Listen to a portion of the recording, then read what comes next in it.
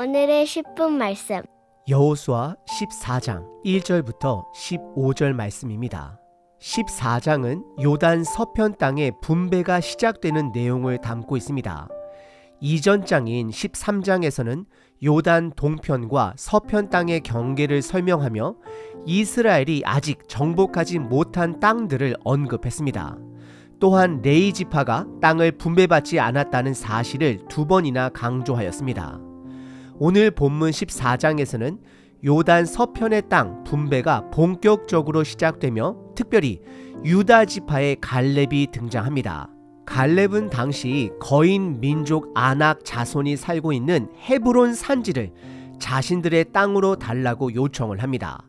갈렙의 요청은 요단 동편 지파들이 자신들의 이익을 위해 모세에게 요청했던 것과는 본질적으로 다릅니다.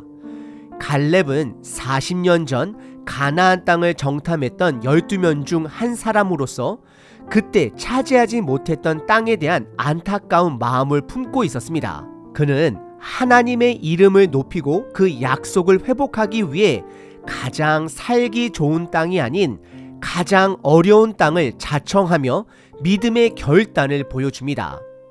헤브론은 요새화된 성읍이 있었고 강력한 거인족이 살고 있었던 지역이었습니다.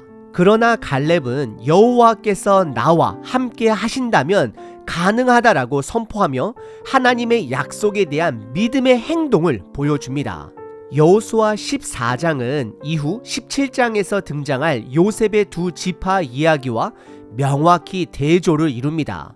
요셉의 두 아들인 므낫세와 에브라임, 즉 므낫세 반지파와 에브라임 지파는 그들이 받은 땅이 부족하다고 불평하며 추가적인 땅을 요청합니다. 갈렙과 요셉 지파의 차이점은 갈렙은 하나님의 약속에 기반하여 믿음으로 반응합니다. 하지만 요셉 지파는 인구와 현실적인 필요를 이유로 불평합니다. 갈렙은 어려운 환경 속에서도 믿음을 품고 도전적인 태도를 취했지만 요셉 지파는 두려움과 주저함으로 가득 찼습니다. 갈렙은 여호와께서 나와 함께 하신다면 가능하다라고 담대히 외쳤지만 요셉 지파는 이방인들에게 철병거가 있다라고 두려워했습니다. 결과의 차이는 다음과 같습니다. 갈렙은 믿음으로 인한 축복과 승리를 누렸습니다. 그는 헤브론 산지를 정복하여 유산으로 받았고 이로써 하나님의 약속이 성취되었습니다. 반면 요셉 지파는 불신앙으로 인해 주어진 기회를 제대로 누리지 못하고 그들의 한계만을 드러냈습니다. 오늘 본문은 우리가 이 땅에서 어떤 태도로 살아가야 할지를 깊이 돌아보게 합니다. 제가 여러분들께 무조건적인 희망을 가지라고 말씀드리는 것이 아닙니다. 무조건적인 긍정을 말하는 것이 아닙니다. 갈렙이 차지한 땅은 하나님께서 약속하신 땅이었습니다. 그러나 우리에게 약속된 땅은 이 땅의 풍요와 안락이 아니라 이미 시작되었지만 아직 완성되지 않은 하나님의 나라입니다. 오늘 본문을 통해 갈렙의 믿음을 왜곡하여 이 땅에서의 물질적 풍요를 더 요구하는 사람이 아니라 이 땅에서의 어떤 고난도 믿음으로 감당하며 완성될 하나님 나라에 소망을 두는 태도를 갖는 자 되시길 바랍니다. 여호수아 14장은 우리가 이 땅에서 어떤 태도로 살아가야 할지 깊이 돌아보게 합니다. 우리의 소망은 이 땅의 것이 아니라 하나님의 나라에 있음을 기억하시길 바랍니다. 오늘 본문은 크게 두 부분으로 나눌 수 있습니다. 첫 번째 부분은 요단 서편 땅 분배의 시작이고 두 번째 부분은 갈렙에 관련된 사건입니다. 첫 번째 부분은 요단 서편 땅 분배의 시작입니다. 1절에서는 요단 서편 땅을 분배할 때 세 그룹의 리더가 언급됩니다. 가장 먼저 제사장 엘르아살이 등장하고 이어서 여호수아와 각 지파의 족장들이 언급됩니다. 제사장 엘르아살을 가장 먼저 언급된 이유는 두 가지로 해석됩니다. 첫 번째, 땅 분배가 제비 뽑기로 이루어졌기에 제사장의 역할이 중요했을 가능성이 큽니다. 두 번째는 여호수아가 나이가 많아 실제 분배 과정에서 제사장이 그 역할을 감당했을 수도 있습니다. 그리고 2절에서는 땅 분배 방법이 민수기 33장에서 하나님이 모세에게 명령한 제비뽑기 방식임을 밝힙니다. 요단 서편에는 9지파와 반지파가 땅을 받았습니다. 3절에서는 다시 한번 요단 동편에는 이미 2지파와 반지파가 땅을 분배받았음을 기록하고 레위지파는 땅을 받지 않았음을 강조합니다.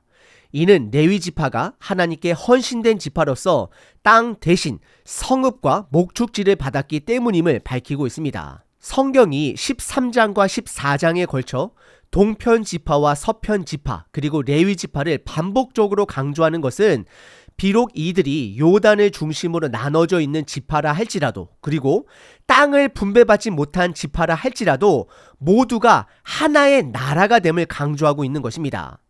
그리고 4절에서는 요셉의 두 아들 에브라임과 므낫세가 각각 독립된 지파로 분리되었음을 설명하며 이로 인해 이스라엘은 여전히 12지파를 유지함을 보여주고 있습니다.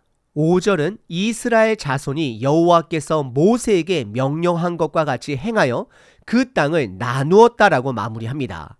이는 하나님의 명령에 대한 순종을 강조하며 이 순종이 단순하고 일상적일지라도 모든 순종은 하나님의 계획에서 필수적임을 보여줍니다. 두 번째 본문은 갈렙의 믿음과 그의 요청입니다. 6절은 그때에 라는 표현으로 제사장 엘르아살과 여호수아 족장들이 요단 서편 땅을 분배하던 시점을 언급합니다. 이때 유다 지파의 갈렙이 나와 특정한 땅을 요청합니다. 갈렙의 요청은 제비뽑기로 받은 것이 아니라 하나님의 약속과 그의 믿음에 기반한 요청이었습니다. 갈렙에 대한 설명에서 특이한 점은 그를 그니스 사람으로 묘사한 부분입니다. 그니스 사람은 처음으로 창세기 15장에서 언급되며 아브라함에게 약속된 땅의 원주민 중 하나가 됩니다. 결국 갈렙은 이방인의 피가 섞인 인물로 보이며 이는 구원이 모든 민족에게 열려 있음을 상징적으로 보여줍니다. 그리고 더 나아가 갈렙이라는 이름의 뜻은 두 가지로 해석됩니다. 첫 번째는 온전한 마음이라는 뜻이 있고 두 번째는 짐승, 개라는 뜻이 담겨져 있습니다. 이스라엘에게 있어서 개는 부정적인 이미지로 여겼지만 이방 문화에서는 충성의 상징으로 사용되었기에 갈렙의 충성스러운 믿음을 상징합니다. 이어지는 7절과 8절에서 갈렙은 약 45년 전 본인이 40세 때에 정탐꾼으로 보내졌던 사건을 회상하며 다른 10명의 정탐꾼들이 두려움에 빠졌던 반면 자신은 성실한 마음, 즉 믿음으로 보고했음을 고백합니다. 그는 모세가 내 발로 밟는 땅을 내 자손의 기업으로 주겠다고 약속한 것을 상기시킵니다. 그리고 10절과 11절에서는 갈렙이 과거가 아닌 현재에 집중하며 하나님께서 45년 동안 자신을 생존하게 하셨다라고 감사의 고백을 드립니다. 그는 현재 85세의 나이에도 여전히 강건하며 싸움과 출전을 감당할 수 있다라고 선언합니다. 12절에서는 갈렙이 구체적으로 헤브론 산지를 요청하며 여호와께서 함께 하시면 거인족 아낙 자손을 쫓아낼 수 있다고 믿음을 고백합니다. 그리고 13절서부터 15절은 여호수아가 갈렙의 요청을 받아들여 헤브론 산지를 그에게 기업으로 주는 장면입니다. 14절에서 헤브론 그 땅은 그니스 사람 여분네의 아들 갈렙의 기업이 되어 오늘까지 되었다라고 기록하며 갈렙의 믿음을 드러냅니다. 그리고 15절은 헤브론의 옛 이름이 기럇 아르바였으며 아르바는 아낙 사람 중 가장 큰 사람이었음을 설명합니다. 이 땅은 갈렙의 믿음으로 정복되었고 전쟁이 멈추게 되었음을 결론 짓습니다. 이는 한 사람의 믿음과 순종이 가져온 평화와 축복을 보여줍니다. 오늘 본문은 요단 서편 땅 분배가 시작되는 장면과 함께 순종과 믿음의 본을 보여주는 갈렙의 이야기를 통해 중요한 가르침을 전달합니다. 첫 번째로 땅을 분배받을 때 하나님이 모세에게 명령하신 대로 제비뽑기를 통해 분배한 것은 순종의 중요성을 강조합니다. 하나님의 명령에 대한 순종은 때론 단조롭고 평범해 보일 수 있지만 모든 순종은 하나님 앞에서 기본이자 필수가 됩니다. 두 번째로 본문은 갈렙의 믿음과 태도를 통해 충성의 모습을 보여줍니다. 성경은 그를 묘사할 때 여호와께 충성하였다라고 표현을 8절과 9절에 두 번이나 반복하며 14절에서는 여호와를 온전히 쫓았다라고 기록합니다. 갈렙의 믿음은 단순히 말에 그치지 않았고 그의 삶 속에서 하나님의 약속을 붙드는 선택으로 나타났습니다. 갈렙은 45년 동안 첫 번째 정탐에서 경험한 실패를 교훈 삼아 언약을 붙들고 소망을 품고 살아왔습니다. 그는 자신의 나이를 핑계 삼지 않았고 자신이 차지할 땅으로 모두가 부담스러워하던 거인 민족 아낙 사람들이 사는 헤브론을 요청했습니다. 그의 요청은 고난을 뛰어넘는 믿음의 고백이었으며 다른 지파들에게 믿음의 본이 되었습니다. 만약 그가 살기 좋은 기름진 땅을 원했다면 다른 지파들과 다툼을 일으켰을지도 모릅니다. 그러나 그는 하나님의 명예를 위해 가장 어려운 땅을 선택했습니다. 갈렙의 믿음과 이런 태도는 여호수아 17장에 나오는 요셉 지파의 태도와 대조를 이룹니다.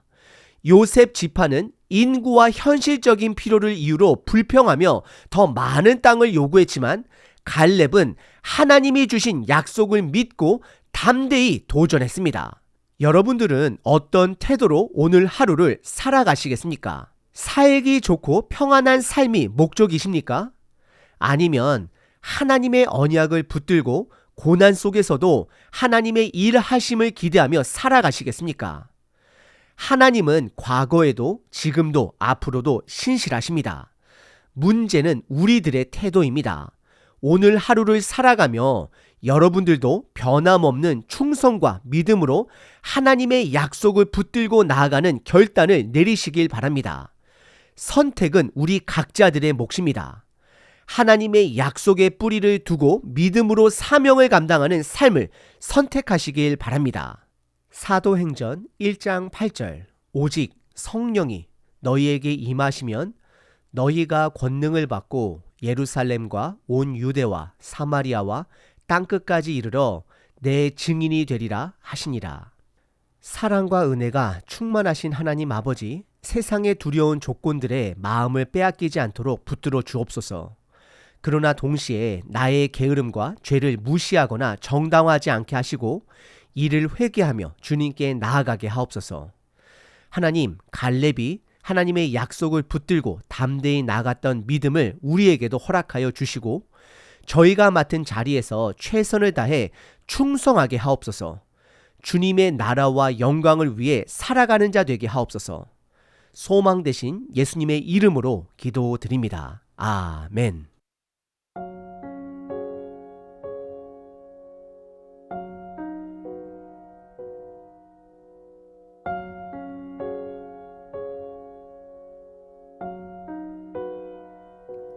주님이 주신 땅으로 한 걸음씩 나아갈 때에 수많은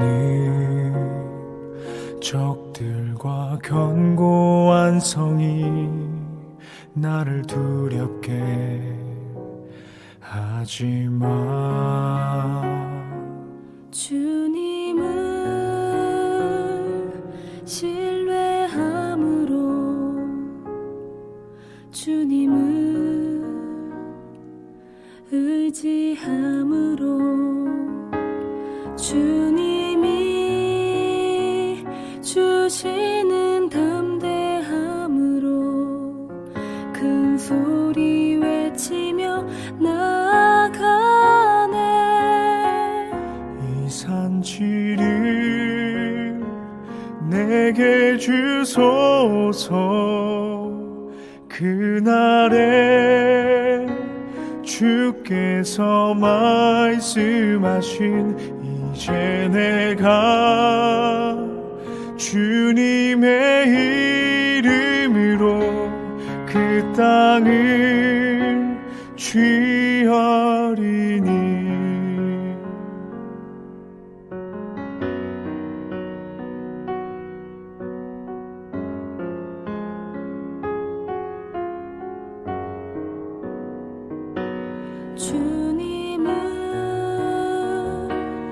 신뢰함으로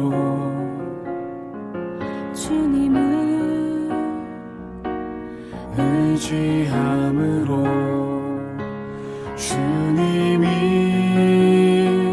주시는 담대함으로 큰 소리 외치며 나아가네. 이 산지를 내게 주소서. 그날에 주께서 말씀하신 이제 내가 주님의 이름으로 그 땅을 취하리니. 이 산지를 내게 주소서. 그날에 주께서 말씀하신 이제 내가 주님의 이름으로 그 땅을 취하리니. 그 땅을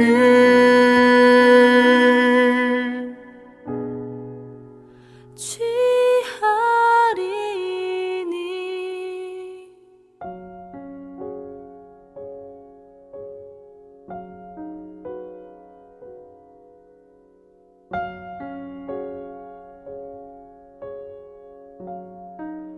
항상 기뻐하라. 쉬지 말고 기도하라. 범사에 감사하라.